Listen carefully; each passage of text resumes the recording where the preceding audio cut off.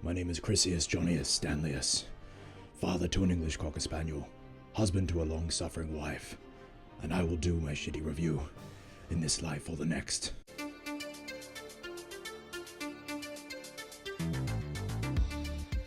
So a couple of weeks ago, my wife Chloe and I had the opportunity to attend the Sydney premiere of Gladiator II. It was the start of their whirlwind press tour, then I think they went off to Europe. We had to hold off doing a review for 2 weeks. The embargo has finally lifted. The film actually comes out in like another 10 days, which is crazy.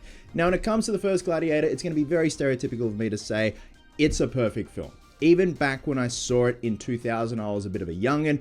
I loved what I saw on screen. It was a spectacle. It was pure. It just had so much good in it. And of course, that being Russell Crowe and Ridley Scott's direction. And when they announced a sequel, which had been in development hell for a very long time, I didn't really need a sequel. I felt satisfied with what I saw in the original film. It wrapped everything up and there was no need to continue the story. But as of 2024, we now have a sequel, Gladiator II, which stars Paul Mescal, Pedro Pascal. We have Connie Nielsen returning from the first film, and of course, Denzel Washington. Now, when the first trailer came out, yeah, it was something, especially when it came to the music choice. Don't worry about getting Hans Zimmer back or anything.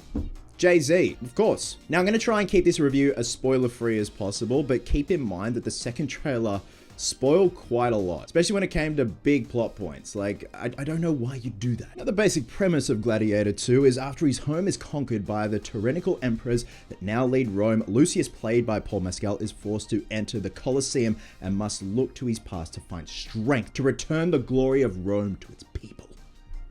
Now, this probably sounds very narrow-minded of me, but you are never going to top the first Gladiator. And my first thoughts when I watched this film, it tried its absolute best. It understood it could never top what came before it, but it tries its absolute best to be a somewhat decent follow-up. This is a massive spectacle film. And yes, I was somewhat entertained, but unfortunately the film suffers from a lot of messy subplots and shoehorned in characters that just kind of go nowhere and we don't really buy into because there wasn't enough meat on the bone in terms of writing for their characters and getting to know them and investing in them. And again, it didn't help that the second trailer just gave away a fucking massive plot point. Now, I'm not going to sit here and say this wasn't accurate, that wasn't accurate when it comes to water being in the Colosseum and there's sharks and there's rhinos. I'm not a historian, but that was fun to watch up on screen. Again, this is a big spectacle film. The first film, while it was a spectacle, it had a lot of heart, it had purity, it had damn good writing, and characters that you invested in, that you got emotionally attached to.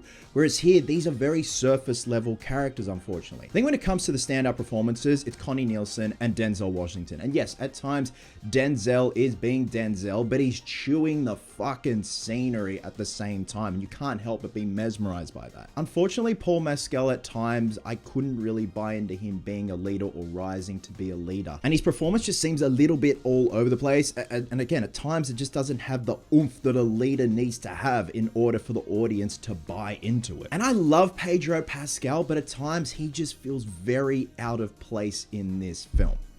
I don't know if that's just a me thing or people are going to feel the same. Now, going back to the production design, the choice to have a Colosseum with water in it, sharks and stuff like that, let's talk about the CGI. There are moments where the CGI looks absolutely beautiful, and there are other times where it looks very schlocky and noticeable. It's one of those things where CGI is a tool. It's got to complement the practical, and the practical has to complement the CGI. And there are a lot of instances where everything just looks seamless, but other times it just pulls you out of it where you're like, ooh, that could have had an extra render. And the film also has this sheen, this look to it where at times it looks like an SNL skit that the actors are doing to promote Gladiator II, where the first film aesthetically had this grit look to it. And going back to the writing, there are certain choices that they choose to make in this film that I don't know if it's going to tarnish the first film and characters from the first film, and that's all I'll say. I think that plot point is going to be a big point of contention for a lot of people. I, for one, wasn't a fan of it. Again, I could have done without this film. I was satisfied with what I saw in the first film, but of course, you're going to give this film a chance regardless. When it comes to the costumes, the set design, it's incredible. It looks brilliant. It's beautiful. Even the extras, background extras, people at the very back of the frame, just everything looks beautifully and meticulously handcrafted. And that's all well and good, but at the same time, with the writing and the subplots and characters that lead to nowhere where you don't really get invested in them, it definitely brings this film down a couple of notches. And it was one of those things where we walked out of the screening, Chloe and I walk into the car. Chloe loved it. She hadn't seen the first one in a very long time, and I had that thought of, I liked it. Yeah, I did. And I'm kind of glad we had a 2-week period to kind of sit on it so I can let it marinate. And again, guys, overall, I was entertained somewhat, but this film seemingly takes style over substance. The first film wrapped everything up, and I didn't think we need a sequel, and I was more than okay with that. Some of the performances at times come off as a little wooden.